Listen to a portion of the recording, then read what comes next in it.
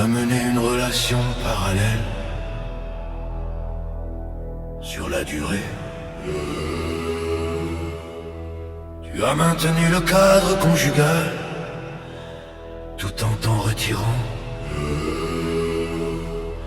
Tu as laissé l'autre porter la stabilité pendant que tu déplaçais l'intime ailleurs.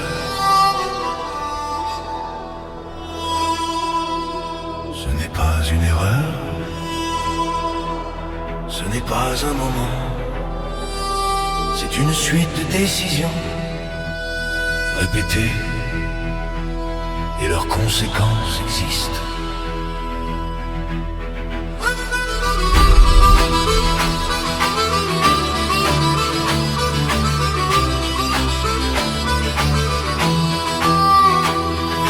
Tu as organisé ta lâcheté dans le temps, une maison officielle, un exutoire discret.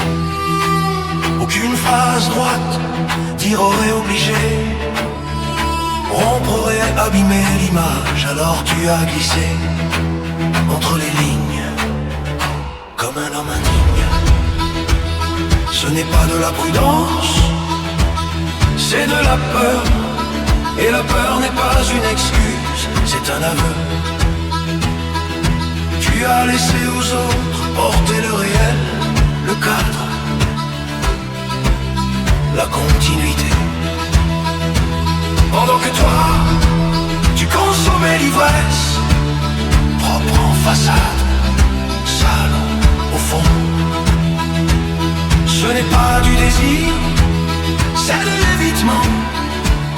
Ce n'est pas de l'amour, c'est de l'ego.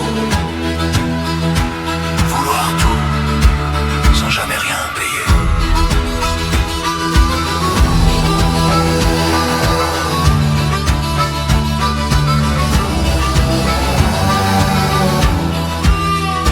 Même au travail, tu as brouillé les règles.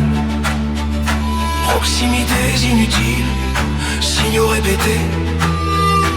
Présence déplacée, c'était lisible, risible, presque vulgaire. Mais tu comptais sur le silence des autres pour rester confortable. Tu n'as pas répondu, tu n'as pas été vrai, tu n'as pas clarifié. Tu as laissé les autres gérer ce que tu avais initié. Tu es resté intact pendant que le reste se fissurait. À la moindre alerte, tu sortais le droit. À la moindre question, tu sortais la peur. La prudence, tu l'avais perdue depuis longtemps. Ce que tu protégeais, c'était tes avantages. Tu n'as pas répondu, tu n'as pas été vrai, tu n'as pas clarifié. Tu as laissé les autres gérer ce que tu avais initié. Tu es resté intact pendant que le reste se fissurait.